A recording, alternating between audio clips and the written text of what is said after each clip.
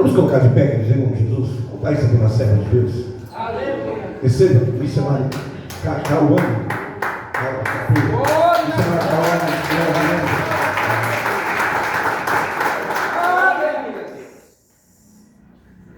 Glória a Deus. Eu cumprimento a igreja com a paz do Senhor. Amém. Queridos, abram vossas Bíblias comigo. Livro do Êxodo, capítulo de número 2. Nós vamos fazer menção no verso de número 10. Livro do Êxodo, capítulo de número 2. Nós vamos ler o verso de número 10.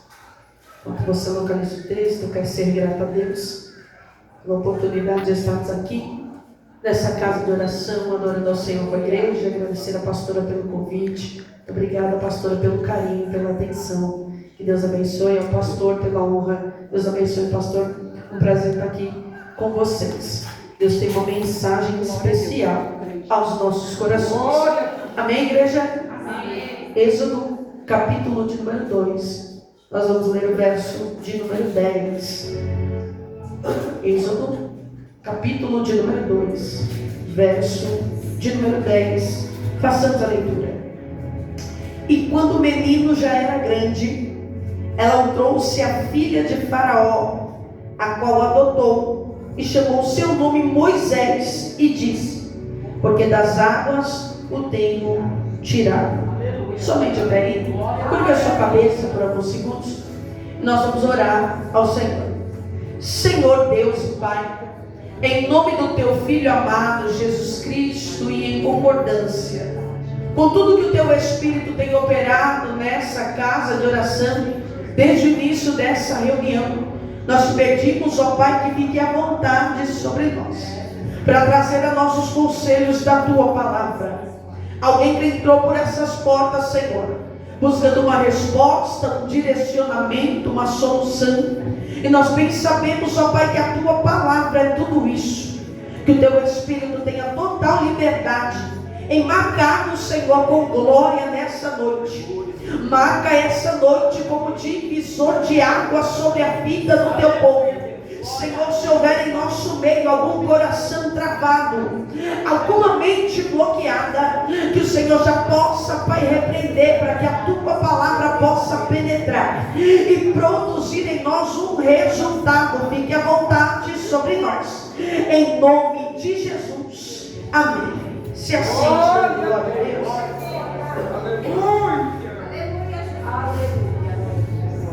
Se acomode aí no seu lugar, em nome de Jesus. Aleluia. Queridos, o texto em que fizemos menção, ele vai nos tratar de um período acerca da história de Moisés. É interessante ressaltar que após a morte de José, se levantou um novo faraó no Egito. E esse novo faraó que se levanta no Egito, ele tem uma preocupação. E que preocupação era essa? Ele observa e analisa que o povo hebreu tem crescido em número e em quantidade. E esse tal crescimento tem sido tão notório, de forma que tem incomodado a esse faraó. E o que eu vou dizer aqui é triste, mas é uma grande realidade. O crescimento alheio incomoda. Eu vou repetir isso aqui. É triste, mas é real. O crescimento alheio incomoda. Uma vez que esse faraó percebe que o povo hebreu tem crescido em número e em quantidade, esse tal crescimento tem incomodado tanto esse faraó, de forma que esse faraó começa a pensar em sua mente, em raciocinar consigo algumas ideias e estratégias para inibir o tal crescimento. Ele não está apenas incomodado em ver o povo hebreu crescer, ele quer barrar o crescimento do povo hebreu. Ele quer ser uma pedra no meio do crescimento do povo hebreu. Então ele começa a raciocinar consigo e pensar em algumas ideias e estratégias para parar ou inibir o tal crescimento. Ele lança então a sua primeira ideia. E a sua primeira ideia é o aumento da carga horária de trabalho. Porque acredita-se Faraó que aumentando o peso o povo hebreu se cansariam e seriam inibidos em seu crescimento. E assim como o faraó decreta, assim acontece. Uma vez é aumentado então o peso, as cargas e a cobrança. Só que o texto sagrado vai dizer que, contudo, o povo hebreu continuava crescendo e se multiplicando. Eu vou de novo. Olha a intenção de Faraó: aumenta o peso, as cargas e a cobrança. Eles se cansarão e serão inibidos em seu crescimento. Mas o texto sagrado vai dizer que, contudo, o povo hebreu continuava crescendo e se multiplicando. Afinal, quem havia designado os hebreus ao crescimento? Deus. E uma vez que é Deus quem vai designar o crescimento a alguém, todas as ações do inferno serão em vão. Vou repetir isso aqui. Uma vez que é Deus quem vai designar o crescimento a alguém, todas as ações do inferno serão em vão. Se foi Deus que apontou para o crescimento, todas as ações do inferno cairão por terra. Se foi Deus quem designou o crescimento, todas as artimanhas do inferno cairão por terra. Porque ninguém pode parar quem Deus já selecionou ao crescimento. Gravando então que a ideia principal de Faraó, ela não vai funcionar. Quanto mais se aumenta o peso, as cargas e a cobrança, mais o povo hebreu cresce e se multiplica. E grave bem: aumento de peso, de carga e de cobrança nada mais é do que aumento de responsabilidade. Porém, o povo hebreu era um povo acostumado com responsabilidades, e só morre pelo aumento da responsabilidade gente que está acostumado a ser irresponsável. Porque gente responsável não morre com responsabilidade, pelo contrário, se fortalece através dela. Então a primeira ideia de Faraó não vai funcionar. Mas grave bem: o inimigo da nossa alma, ele não desiste, ele dá um tempo. Vou repetir: ele não desiste, ele dá um tempo.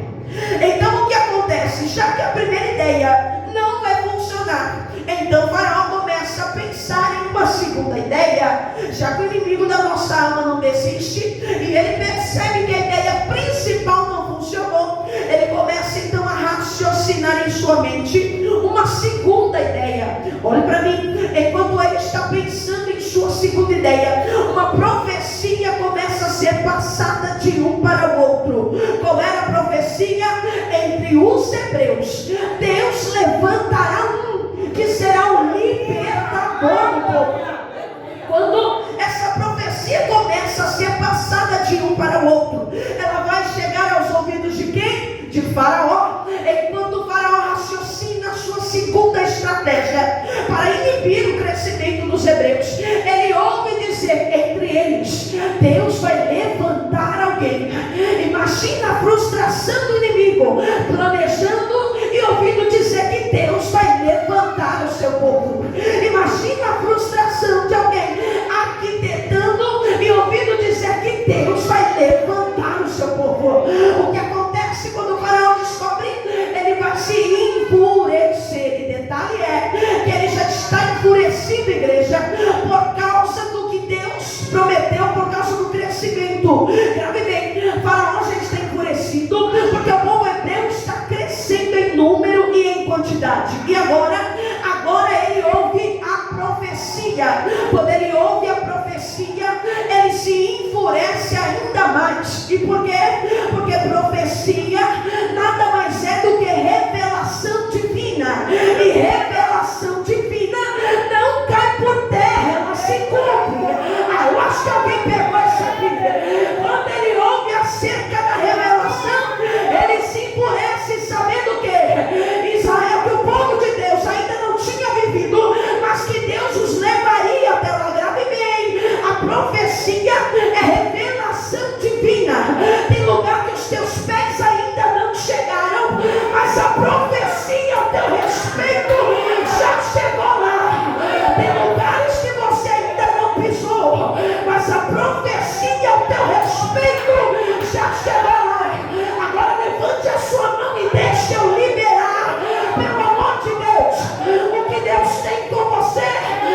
pode causar raiva em alguém, mas a raiva de alguém não pode parar o que Deus tem com você.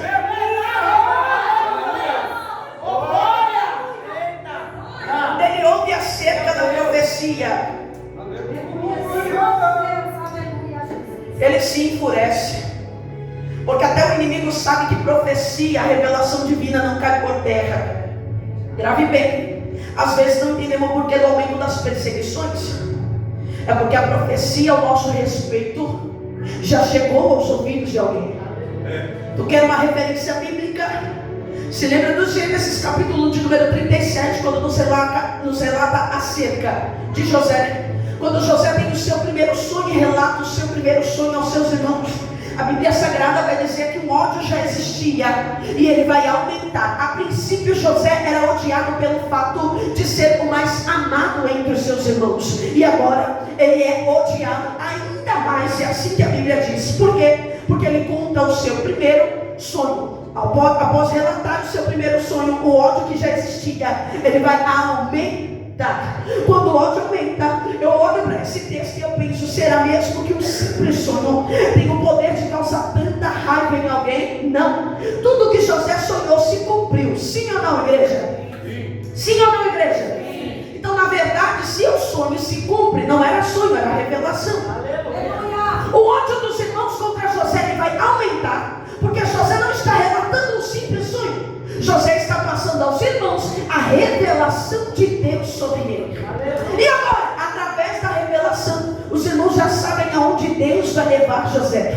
É por isso que o ódio aumenta. É por isso que as perseguições aumentam. Por quê? Porque a profecia ao nosso respeito está chegando aos ouvidos de alguém. Quem acredita nisso? Escute. Quando ele ouve acerca da profecia, Faraó se enfurece. E ele se enfurece tanto, igreja, que ele pensa então em trabalhar com as parteiras, enquanto ele raciocinava a sua segunda ideia. E ouve acerca da profecia, ele tem a sua segunda ideia. E qual é a sua segunda ideia? Chama as parteiras. Por quê? Todo menino hebreu que nascer, mate. É a ordem e o decreto que Faraó vai dar às parteiras. Todo menino hebreu que nascer, mate. Só que olhe para mim, por favor, olhe para cá e ouça bem esse nome, parteiras. Eu vou repetir para você ouvir isso aqui. Ouça bem esse nome, parteiras. Você consegue atrelar esse nome a alguém que tenha disposição para matar? Eu vou de novo e você vai entender. O nome parteiras não se atrela a alguém que tenha disposição para matar. E por quê? Porque geralmente parteiras está atrelada a nascimento, concebimento e vida. Essência natural de parteira não é matar. Essência natural de parteira é dar vida. Mas Faraó está tão tomado de ódio, pastores, que ele tenta implantar nas parteiras uma essência que não as pertencia. E o que mais me pega é que elas não vão ceder ao decreto de Faraó. Elas vão preservar a essência de vida que havia dentro dela. Eu acho que alguém ainda não entendeu. Entre as leis da época, a lei mais poderosa era: todo aquele que desobedecer a Faraó, esse morrerá. Percebe que elas estão debaixo de um decreto de morte, mas nem o decreto de morte é suficiente para fazer com que elas voltem a sua essência. Levanta a tua mão e eu libero, porque quem tem essência não se vende, não se troca e não se dá. Deus trouxe alguém para anunciar: preserva o que eu coloquei em você.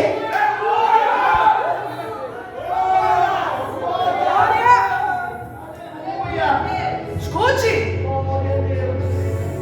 Faraó está tentando mudar a essência de quem foi chamada para dar vida, para dar auxílio na vida. Ele tenta implantar, porém elas não vão ceder a esse decreto. Elas não vão ceder a essa oportunidade, porque ao olhar com os olhos humanos, isso aqui é uma grande oportunidade para elas. Se elas matam os meninos hebreus, igreja, ouça bem isso aqui, elas ganham um ponto diante de Faraó. Se elas matam os meninos hebreus, pastores, elas ganham uma cadeira de honra diante de Faraó. Se elas matam os meninos hebreus, elas sobem um degrau diante de Faraó. Só que para caber dentro dessa honra, elas teriam que mudar a essência que elas tinham. Ah, será que alguém pegou isso aqui? Oh, glória a Deus. A luta diária do inferno é essa. O quê? Mudar quem nós somos para caber em oportunidades. A luta diária do inferno é mudar quem nós somos para manter vínculos e pessoas. A luta diária do inferno é tentar mudar quem nós somos para sentarmos em cadeiras ou subirmos em alguns degraus. Só que o céu trouxe alguém para anunciar. Oh glória, se a cadeira tiver que mudar quem eu sou, ela não é para mim.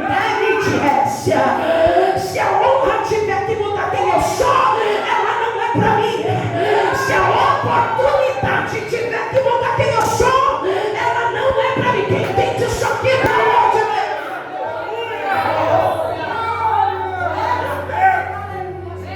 Qualquer oportunidade que tenha que mudar quem eu sou, não é para mim. Qualquer oportunidade que tenha que mudar a minha essência, não é para mim. Passa-se diante delas, igreja, uma grande oportunidade. E quem é que não queria uma grande oportunidade na vida aqui? Sejamos sinceros, eu sou a primeira. Quem é que não queria uma grande oportunidade aqui? Passou-se diante dos olhos delas uma grande oportunidade. Elas perdem uma grande oportunidade, mas elas mantêm a sua essência natural. Olhe para mim. A cadeira de honra que Faraó daria a elas, elas precisavam abraçar essa oportunidade que mudariam quem elas eram. Mas elas entenderam que não dá para se vender em troca de cadeira. Não dá para se vender em troca de honra que tenha que mudar quem eu sou. Se você não pegar isso aqui, eu pego sozinha. Aí o texto entra dizendo: e Deus vai abençoá-las. Vamos de novo devagar. A oportunidade do homem passa diante dos olhos delas, mas tem que mudar quem elas eram. E elas abraçaram essa oportunidade? Não, elas decidiram preservar a essência. A oportunidade da honra do homem passou. Aí Deus entra em cena e Deus vai abençoá-las.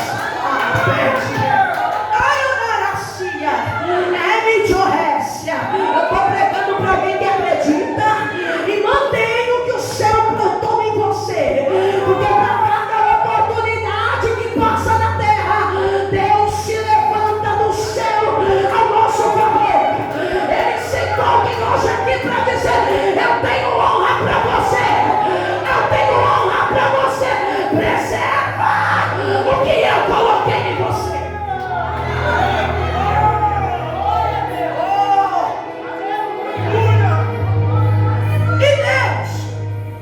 Vai abençoá-las com famílias. Olhe para mim. Com o que Deus vai abençoá-las? Famílias. Vamos de novo, eu quero ver se a igreja está aqui hoje. Deus vai abençoá-las com o quê? Famílias. Agora olhe para mim. O que Deus vai dar a elas era algo que elas não tinham. Vamos lá. As parteiras desse contexto não tinham maridos e não tinham filhos. E tiveram a oportunidade de matar os filhos de quem estava gerando. Olha a oportunidade que o inferno apresenta. Você não tem, é hora de matar quem tem. Ah, pegou não.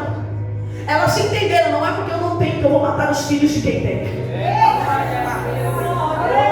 Se elas abraçam a oportunidade de Faraó, elas têm cadeira de honra, sim ou não? Só que a cadeira de honra de Faraó não daria a elas a família que elas não tinham. Aí o texto vai dizer: Deus vai abençoá-las com família. Porque só Deus pode dar aquilo que a gente precisa. Mas sabe qual é o problema da nossa geração? Agora diminui. É que a gente está trocando essência por coisas que a gente nem precisa. Nós estamos trocando o que Ele colocou sobre nós por cadeiras que a gente nem necessita. A nossa necessidade é outra. Não é cadeira de honra, não é coroa na cabeça. A nossa necessidade é outra. E eu vim pregar para alguém que decidiu manter o que Deus colocou. Se prepara, porque Deus vai te abençoar nessa terra.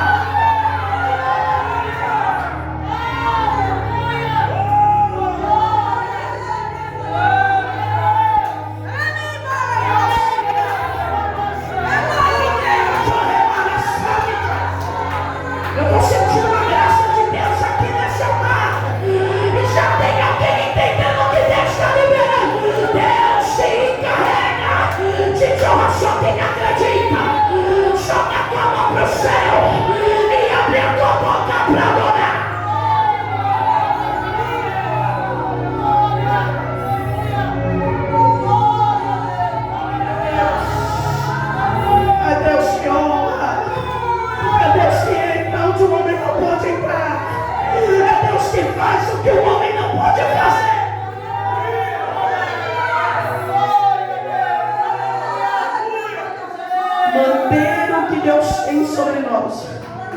Vai nos custar cadeias. O inteiro que o Senhor plantou sobre nós vai nos custar lugares, vai nos custar pessoas, mas vai nos manter conectados àquilo que só Ele pode fazer de necessário sobre nós. Quem acredita que Deus está entrando em cena? Deus vai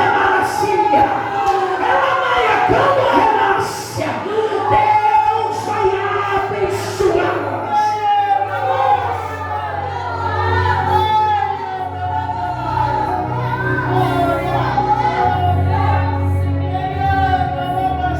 A segunda ideia de Faraó. Sonoplasta ficou bom agora, hein? Deus abençoe, pastor. Escute. A segunda ideia de Faraó não vai funcionar. As parteiras continuam preservando a sua essência. Só que o inimigo da nossa alma, ele não desiste, ele dá um tempo. Faraó então começa a pensar em sua terceira ideia. Olha como ele é insistente. A primeira ideia não funcionou. O povo hebreu continuou crescendo e se multiplicando. Trabalhar com as parteiras não deu certo. Elas preservaram a sua essência, não matando os meninos hebreus. Então ele vai ter uma terceira ideia. Quando o texto me narra a sua terceira ideia, eu entendo que a ideia que ele deveria ter trabalhado desde o início, que seria a ideia que talvez para ele daria mais resultado. Qual é a ideia? Ele junta o seu próprio povo e dá um decreto para o seu próprio povo. Quem era o seu próprio povo? Gente facilmente influenciada. É triste, mas é real. Tem gente que se influencia com uma facilidade tão grande. Olha para mim. É triste, mas é real. Tem gente que se influencia de forma muito fácil. Quando ele trabalha com o seu próprio povo, decide trabalhar com o seu próprio povo, ele dá um decreto ao seu povo dizendo: todo menino hebreu, era mais ou menos abaixo de 2 anos, lançam no Nilo, para que morram ali afogados. Preste bem atenção, olha o decreto: lança-os nas águas, para que eles morram ali. Grave bem o que eu vou dizer aqui. Por quê? Porque sua memória vai precisar ser boa para você entender o final disso aqui. Olha bem. As águas eram as armas que o inimigo estava usando para matar. Grave bem, as águas eram armas de morte. As águas eram armas de morte. Grave bem, a morte foi decretada aonde? Tem gente ligada aqui, ó. A morte foi decretada aonde? Nas águas. Gravando isso aqui, um decreto de morte foi liberado. Agora nós falamos de um ambiente de perseguição, de crise e de morte. Você consegue sentir comigo o peso de um ambiente desse? Perseguição, crise e morte. Agora vamos olhar para esse cenário de forma humana. Ao olhar para um cenário desse, minhas irmãs, alguma coisa boa pode acontecer num cenário como esse? Sejamos sinceros. Perseguição, crise e morte. Alguma coisa boa pode vir de um cenário desse aqui? Não. Porque nós estamos falando de um cenário negativo e impróprio. Nada de bom poderia acontecer num cenário como esse. Aí vem o texto dizendo: e uma mulher hebreia vai gerar. Eu vou de novo para alguém pegar isso aqui, pelo amor de Deus. Cenário negativo, impróprio, ambiente de perseguição, crise e morte. Nada de bom poderia acontecer. Aí vem o texto e anuncia: e uma mulher hebreia vai gerar. Quem eram os hebreus? O povo que acreditava em um só Deus. Aí a pergunta que fica é: como é possível gerar em ambiente impróprio, negativo, perseguição, crise e morte? Pega quem acredita. Deus nunca dependeu dos nossos cenários favoráveis.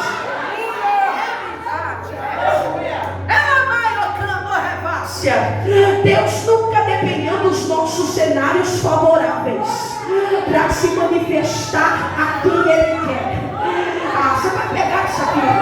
Quem depende de cenário organizado para crer é a nossa humanidade. Já percebeu que quando o cenário está negativo, a nossa fé diminui? Já percebeu que quando o cenário está bagunçado de ponta cabeça, a nossa força se esvai? Porque a nossa humanidade depende de um cenário arrumadinho para crer. A nossa humanidade depende de um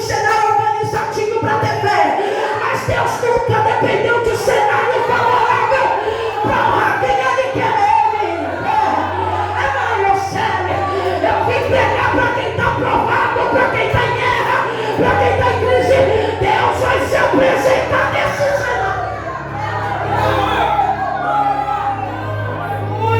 Alguém entrou dizendo quando o vento cessar, Deus aparece. Alguém entrou dizendo quando as águas abaixarem, Deus se manifesta. Mas Ele te trouxe hoje aqui para dizer: eu não vou esperar o vento cessar, eu não vou esperar as águas baixarem, eu vou me apresentar nessa guerra.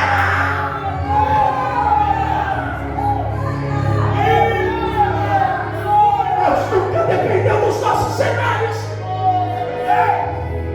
E eu tomo a ousadia de pregar para alguém hoje aqui. São os nossos cenários de crise que mais vimos a mão de Deus se manifestar. Deus nunca dependeu do cenário favorável. É uma referência bíblica. Evangelho de Jesus, escrito por Lucas, capítulo de número 1. Quando o texto sagrado vai nos narrar acerca do sacerdote Zacarias. Grave bem, a história de Zacarias ela já se inicia em uma grande crise. Que crise era essa? Zacarias estava vivendo uma crise interior e uma crise diante dos homens, uma vergonha diante dos homens. E qual era a crise?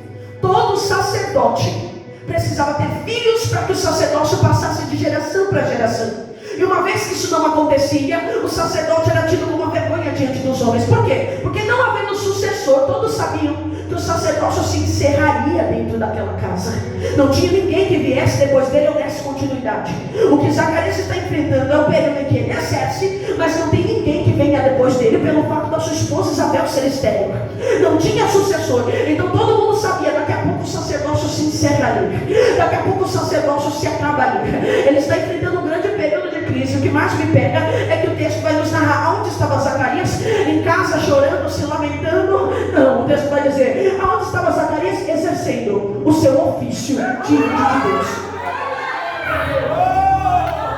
Enquanto ele exercia em seu período de crise, olha o que o texto vai dizer, ele aparece um anjo do lado direito do altar.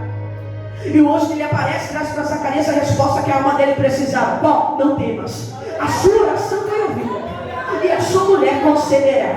Para a glória ficar melhor, no período de Zacarias era raro Deus falar com os homens na terra. Alguns estudiosos vão dizer que foi o próprio Deus em forma de teofania que se manifestou no altar para falar com Zacarias, mas mesmo se ainda não fosse, era um período em que raramente Deus falava com os homens na terra. Grave bem, era raro acontecer. Percebe que Deus quebrou todo o protocolo para se manifestar a alguém que não abriu mão da sua chamada em período de crise. Você vai pegar isso aqui. Então, de tão raro que era tido, quando acontecia, era tido como uma grande experiência. Você pode repetir isso aqui comigo? Grande experiência? Então o que Zacarias está vivendo diante do altar não é qualquer manifestaçãozinha. Ele está vivendo uma grande experiência. Eu tomo a ousadia de pregar para você que essa foi a maior experiência ministerial vivida por Zacarias. Só que pasmem, que a maior experiência vivida por Zacarias diante de Deus foi dentro do seu período de maior crise diante dos homens. Você não pegou? Eu vou de novo. A maior experiência lhe apresentada pelo céu foi dentro do seu período de maior crise diante dos homens. Porque só Deus pode fazer isso aqui, pegar um homem provado em guerra e em crise e lhe apresentar a maior experiência da tua história. Por quê? Tudo isso porque Deus não depende dos nossos cenários favoráveis. Quem acredita que Deus vai se apresentar nessa guerra? Quem crê que Deus vai se apresentar nessa crise? Deus tentou alguém nessa cadeira para dizer, eu não dependo do teu cenário, eu vou me apresentar a favor de alguém.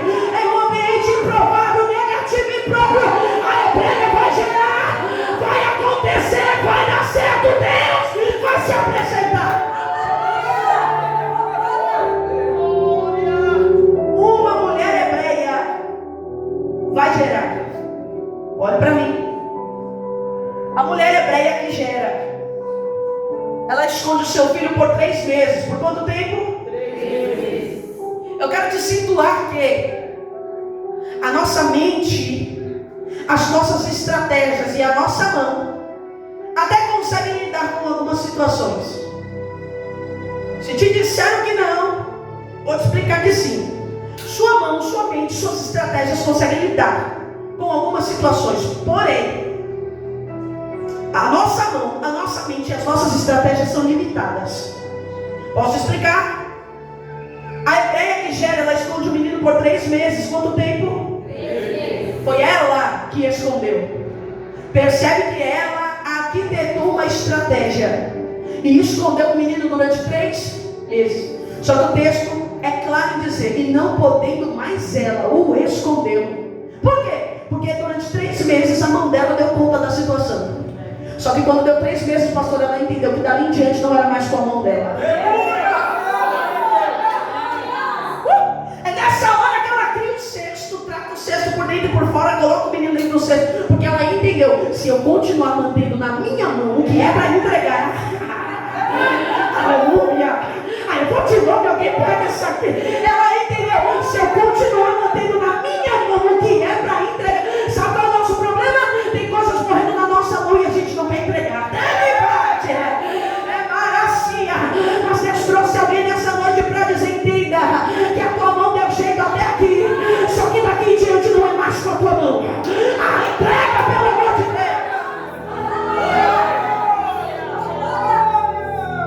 Se tiver nas minhas mãos, o decreto engole. Só que se tiver nas mãos de Deus, não é decreto que alcance. Quem crê nisso? Quem crê nisso? O que é teu não vai morrer. Por quê? De hoje em diante está na mão de quem?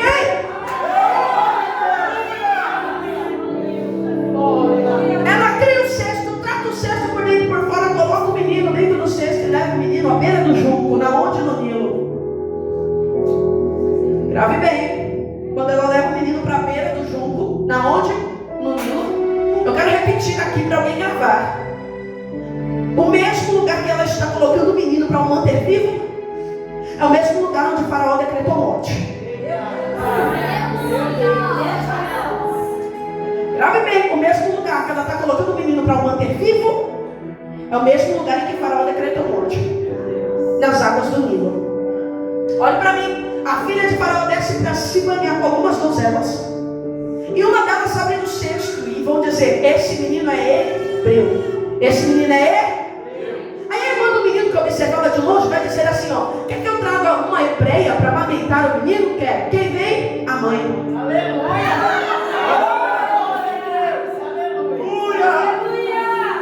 Vamos voltar alguns versos. Quando ela entendeu que as mãos dela não davam mais conta, o que ela fez? Ela entregou e confiou. Ela leva o menino para as águas, como alguém que entrega na mão de Deus, só que sua mão não pode mais resolver. Olha o que o texto vai dizer. Quem vem para amamentar o menino? A mãe. Você percebe que o que ela entregou, confiando, retornou para as mãos dela? Só que o glória fica mais gostoso quando a gente entende o que a filha de faraó vai dizer de aqui em diante. Leva o menino e cria o menino. Até aqui estava bom, sim ou não? Olha a importância de entregar e confiar. A filha de faraó vai dizer, ainda te paga um salário. Isso aqui é só para quem crê, pelo amor de Deus. Ela leva o menino, ela cria o menino, ela ganha o salário da filha de faraó para criar aquilo que era dela. Agora o verso que nós fizemos menção. Eu vou entregar dentro do horário para ver se eu volto mais vezes, tá, pastor? Esse é um dos segredos, né, pastor? Entregar o microfone no horário. Olha para mim, escute. Sendo o menino já grande, ela trouxe a filha de faraó, a qual o adotou e colocou o seu nome. A mãe está ligada, glória. E sendo o menino já grande, o verso que nós fizemos menção, ela trouxe a filha de faraó, o qual o adotou e colocou o seu nome, e disse, das águas foste tirado. Vou devagar. Na tradução King James, o texto vai anunciar assim, ó, e colocou o seu nome Moisés, justificando, das águas eu o tirei. Agora ouve isso aqui, Moisés, porque das águas foste tirado. Você não sentiu triunfo nessa frase? Vamos lá. Moisés, porque das águas foste tirado. Você sentiu o gosto de coisa nova começando aqui? Aí vou repetir até você entender.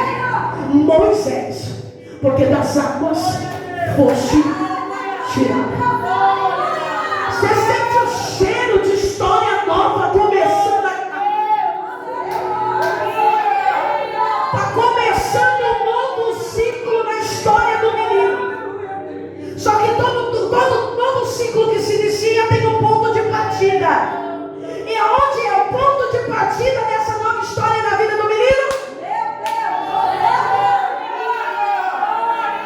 Quero acreditar que alguém entendeu. A partir da onde que está começando uma nova história na vida de Moisés. E ela colocou o seu nome Moisés, justificando das águas. Aonde está começando uma nova história de Moisés? Através das águas. Nós damos glória a Deus, porque das águas Deus está fazendo algo novo. Mas o glória melhor, pastora, quando a gente descobre que as mesmas águas que estão dando início eram as mesmas águas que eram para ter colocado o povo final. Levanta a mão, me deixa eu liberar. Era para morte, era para desonra, era para vergonha, mas caímos na mão do Deus da graça. Só quem acredita, abre a tua boca para adorar.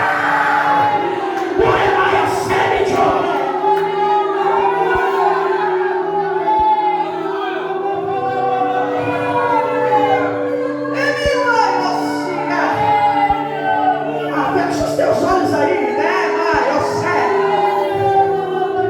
Deus é especialista em transformar maldição em bênção. As mesmas águas que eram para matar, olha o texto, das águas foste tirado. Aonde o inimigo decretou morte, Deus orou e disse: é vida. É macho, tem situações que era para te matar, era para tua vergonha, era para tua desonra, mas caímos na mão do Deus da graça.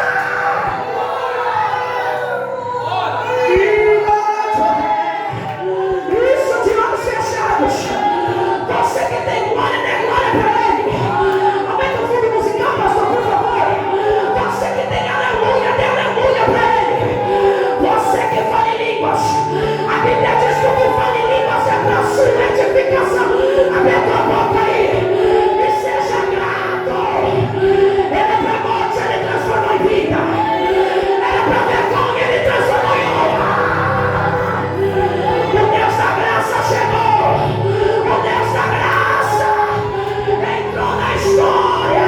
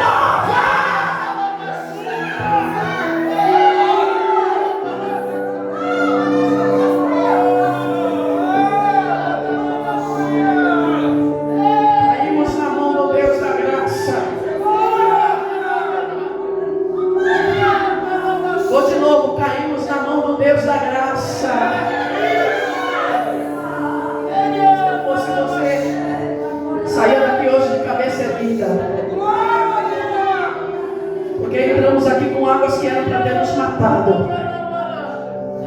E essa mesma água ele transformou em água de vida. O cara olhou para a água e disse: é ali que ele morre. Deus olhou para a água e disse: aqui que eu começo uma nova história. Moisés, porque das águas foste tirado. Recebe essa palavra na tábua do teu coração. Olha para mim. Sai com essa palavra cravada na tábua do teu coração. O Deus da graça entrou em cena. Você pode ser grato a Deus por isso. Algumas situações eram para ter nos quebrado, mas Deus transformou dessa mesma situação em benefício para a nossa história. Você serve a um Deus que é especialista em transformar maldição em bênção. Sai daqui com essa palavra. Das mesmas águas que eram para ter nos matado, Deus começou uma história nova. Você pode aplaudir ao Senhor por essa palavra.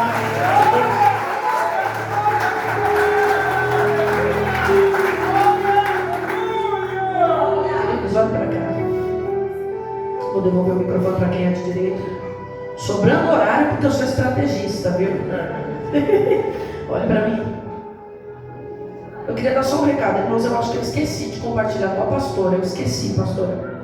Irmãos, eu trabalho com uma bala chamada bala baiana. Quem conhece a bala baiana? Levanta a mão aí. Levanta a mão bem alto. Eu acho mó legal quando eu pergunto. Ah, o Sarto ali no fundo.